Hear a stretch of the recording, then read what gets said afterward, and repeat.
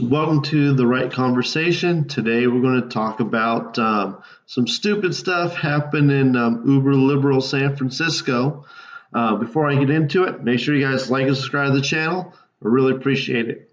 All right, so San Francisco has decided that they want to pay people to not shoot each other.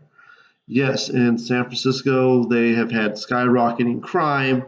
They do everything they can to make sure they have as many homeless people as possible.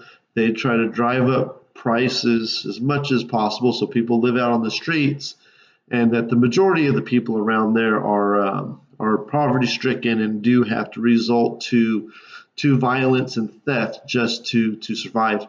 I've known of people that make $80,000, $100,000. Couples that make $80,000, $100,000. They can't even afford an apartment because things are so expensive. So it's no wonder why people that live up there are either homeless or result to violence to survive.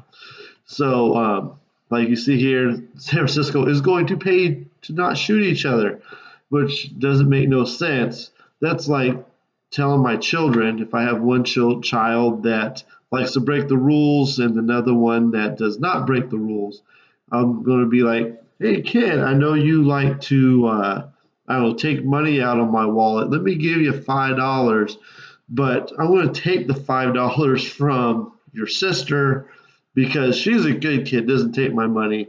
But that's what taxes are. We're going to take taxpayer money and pay people to not do things that are against the law.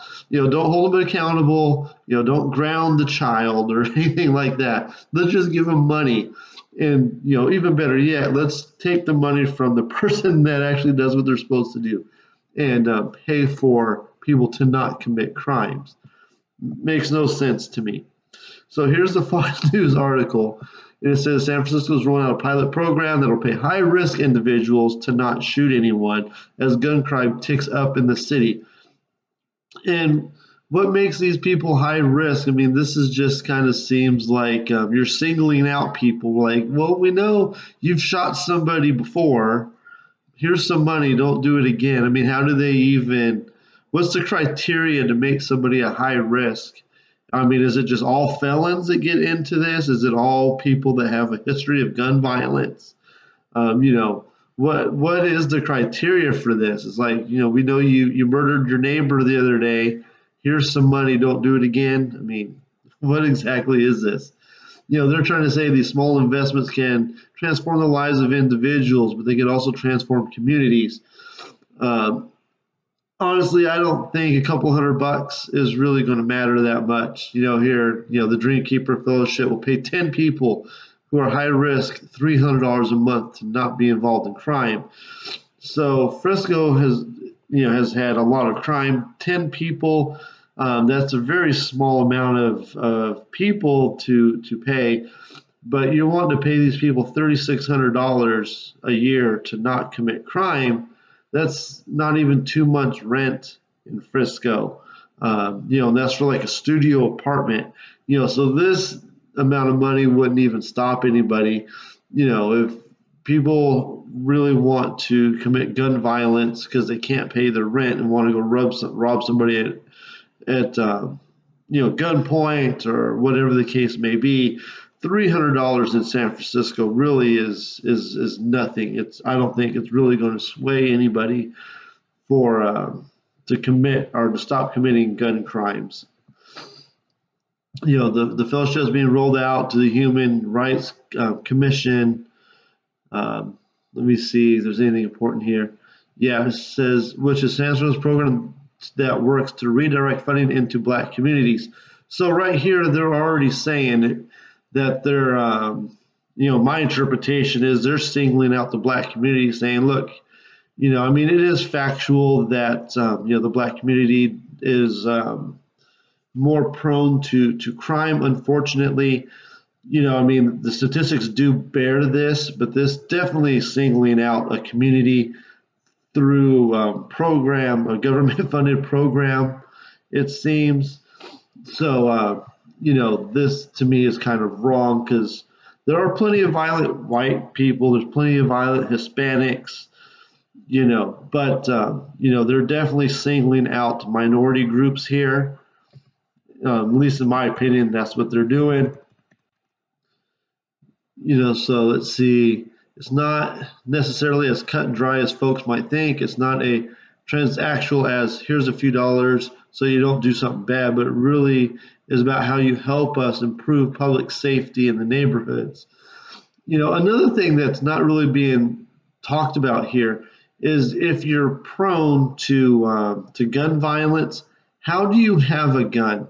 Like if you have a felony, you're not supposed to have legal access to a gun. Shouldn't they be more concerned with how are these felons or whomever that they believe is going to shoot somebody? How are they getting a gun to begin with?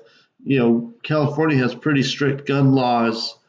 So the people that they're even talking about shouldn't even possess a weapon. You know, so that's something else that they're really not really considering here is these people shouldn't have weapons to begin with. It says participants are also eligible to receive an additional $200 per month through ways such as working, going to school, or being a mediator in potentially violent situations. I can see some help in here, but you're really risking more people's lives if you have people trying to mediate potentially violent situations. You're putting people at risk for $200 a month. I mean, you should want to work. To me, the American way is you work to improve your lives. So this is something we should really want people to do anyways. But in California, they've closed so many small businesses permanently.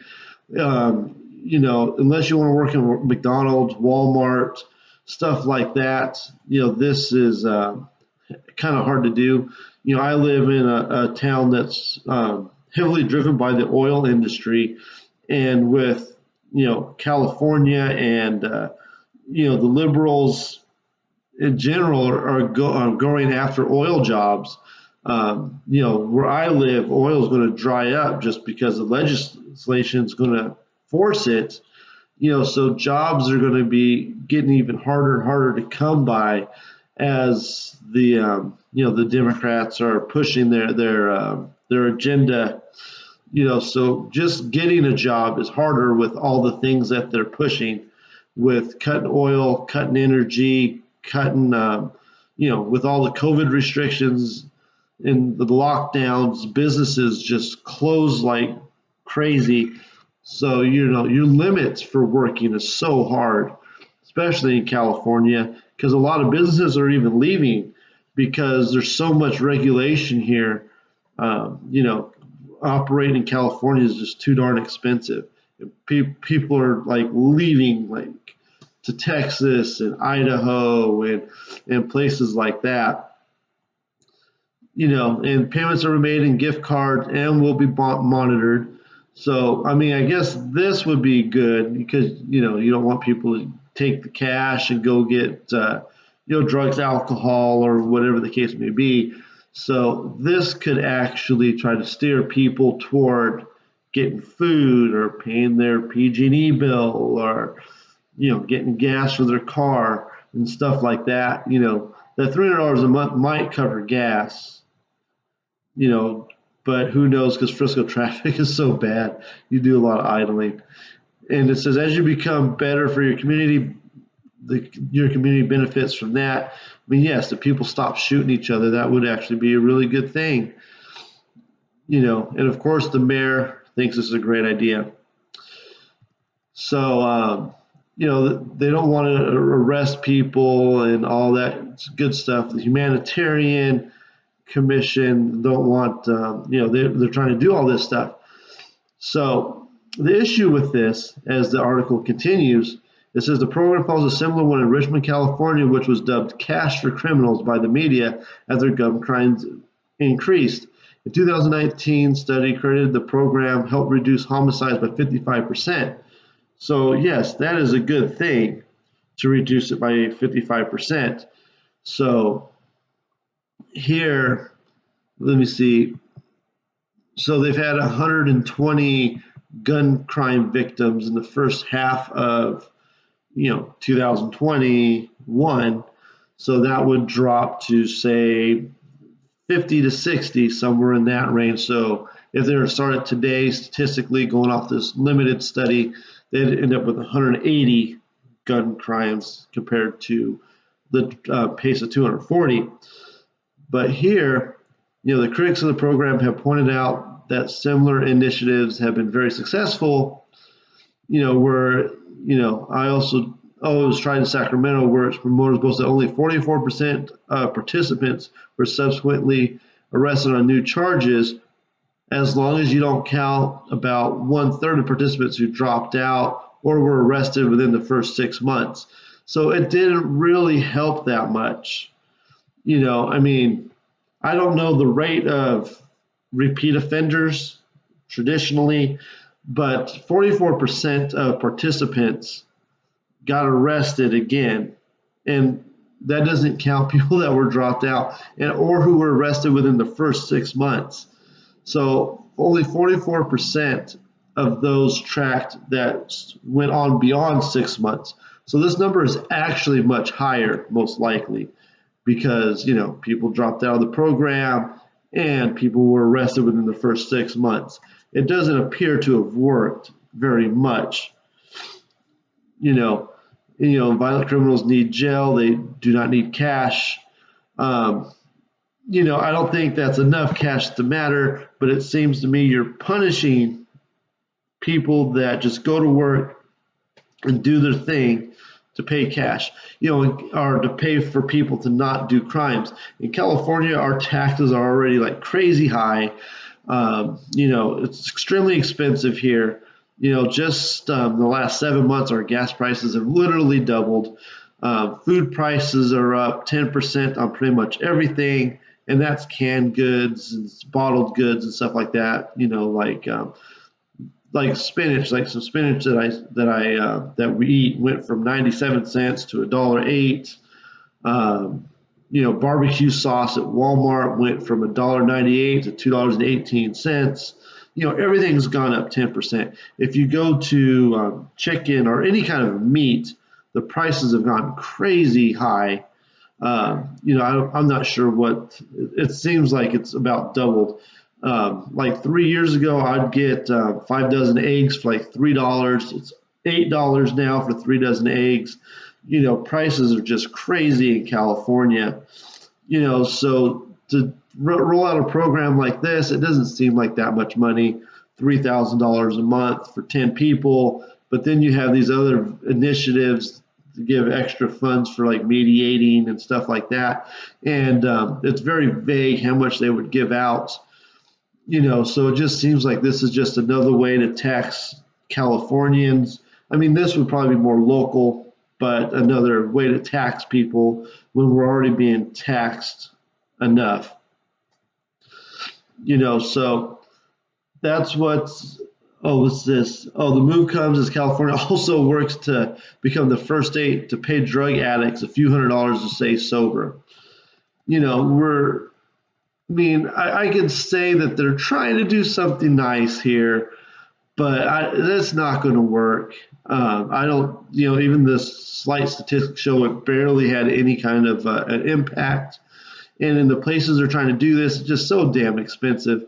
It's not going to help anybody pay their bills. They should work on trying to get some better housing. I would much rather pay higher taxes for the government to figure out a way to get lower income housing. If they can get housing in Frisco that was like, I don't know, just say like $1,500 a month, or even, $2,000 a month for like a 2-bedroom house, that would solve the problem way better than, giving someone about $300. Because that's the real problem in California is housing is just so darn expensive. And, I've looked at a lot of things, and it seems to me the reason why housing is so expensive here is because it's so hard to build. They have to do all the environmental stuff, and it's so hard to build here that there's not enough housing.